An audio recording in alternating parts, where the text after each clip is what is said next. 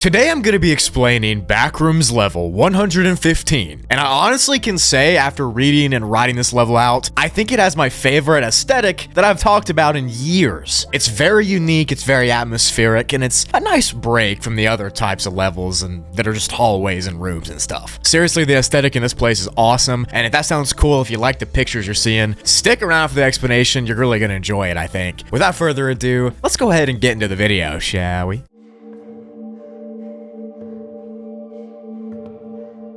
The 115th level of the Backrooms, also known as Preternatural Geometry, has been given a classification of class PSI and is mainly safe, but very unstable, and has some cognito-hazards that you should be aware of. That's where it gets its ranking from. The entire area of the level looks to be a massive intertwined expanse of roofless rooms, hallways, and corridors, and stuff like that are all made out of a gray ceramic tile material. The coloration of the level is very unique right off the bat. There's literally not one other level like this that I've ever seen, at least. I know a lot about the Backrooms, I'd say. And everything here is kind of just purpley, greenish, blue, and desaturated. And it sort of gives the level and all of its textures a PS2 graphics quality vibe. It looks like you just jumped into an old video game and you're walking around. The actual material that you're going to be walking on is some kind of stone tile material, and it almost looks like old castle textures from, like I said, old video games. The space itself is populated with many different types of architecture, including those big empty rooms, large archways, hallways with doors, as well as dead-end hallways that I always seem to be mentioning in these videos. This strange place is very vast, and it's very empty, and it's been described as brutalist in the feeling that you get while stuck here. Wanderers say that it fills you with this disorientation and almost makes you have this confused state of mind when you first no-clip here, because it looks like nothing any human has ever seen. Surrounding this roofless castle structure thing is that purple-blue void that's swirling around constantly. Now, it's unclear if the sky is real or if it's a fake skybox. A lot of levels do have fake skies, but some do have real. We don't know here, but what is known is that the level seems to be floating inside of it, as in there's nothing holding it up. It's just completely suspended inside of the level's sky. If someone were to climb the walls here and do something crazy, like jump off into the void, they will vanish within seconds of touching that void. It is not known where these souls go once they do that, or where the void leads to, or anything like that, so don't jump off. This void has other properties as well, including psychological effects that will be implemented on you if you get too close. You see, when you're walking around these hallways, the entire place feels like a fever dream. It looks like it too. There's strange objects floating, there's weird purple liquid, which I'll talk about all that in a second, and these hallways have no roof, and there's this twirling sky above you. It feels like you're in a dream. But the closer you get to the edge of those hallways towards the void, a dizzy, blurry feeling will begin to envelop your head, and you'll start to lose balance and all the control you had over your motor functions. This same effect can also happen to you if you simply just stare up at the sky for too long. You'll begin to lose your balance and start to fall over. Think of it as if the sky hypnotizes you and you have no control over what happens after it does. Throughout the level's hallways and rooms and stuff, you're gonna find many gravity-defying metallic objects floating around. Things like metal spheres, purple liquids, triangles, these squiggly line things, other shapes, all that stuff. They've been seen levitating here in this level, as if they had no weight to them. Prolonged contact with one of these spheres can cause numbness in the areas that touch it. So eventually, if you touch like that ball or something with your finger, you'll start to lose feeling in that finger completely, and that feeling will last for a while. These objects, again, are so strange and uncanny to see because there's nothing like this in real life. This is just a Backrooms level specific thing. And on top of that, these objects are metallic and they're reflective, and you should never stare into those objects because what you see in the reflection, it might be detrimental to yourself. Usually what people report seeing is a distorted, warped, uncanny version of the person staring. These reflections are not not good for your mental health, and they're said to be very detrimental to your psyche. They're like some Black Mirror uncanny version of you looking back, and sometimes people claim they move around on their own. So they might not just be reflections, they might be you looking into an alternate mirror reality. If one does stare at those reflections for a prolonged period of time, wanderers will begin to feel dread and guilt, and eventually they'll sink into a depression that'll probably drive them to leap into the void here. Alongside these strange metallic objects, there's this purple liquid stuff that's accompanying everything. This is also extremely enigmatic, and it seems to be floating weightlessly like the spheres and other shapes too. The liquid itself has a viscous, slimy texture to it, almost like a liquid peanut butter, and consuming this is known to cause a slew of bad effects. It's not very good for you at all. Insanity, memory loss, schizophrenia, paranoia, all of these things occur if you ingest it, so do not drink the pink goo, or I guess purple goo. Pretty much everything you encounter while in level 115 is very unnatural and very uncanny. As I said earlier, a fever dream is the closest thing to represent what being here actually feels like. It feels like some bad trip off of some drug or something. This is also an extremely isolating level. It makes you feel very far removed from humanity when you come here, and this makes your mental health worse. Even if you come to this level with other friends or other wanderers, the level's gonna split you up hundreds of kilometers apart. That way you're not next to each other. But beyond the mental health aspects and the strange voids and objects floating, the main thing you're gonna have to worry about is dehydration and lack of food sources in these hallways. Since there's nothing that can grow here or be harvested, and there's no natural supplies that spawn here like some other levels have. So if you want to come here, you're gonna have to bring all your own stuff you need to survive, like your food, your water, your flashlights, your weapons, all that kind of stuff. Bring everything you think you need, because nothing is going to sustain you here. The ambience of the level is extremely strange too. There seems to be this melancholic, whirring static noise constantly humming through the hallways and the void here. Again, playing into that fever dream vibe that the entire area gives off.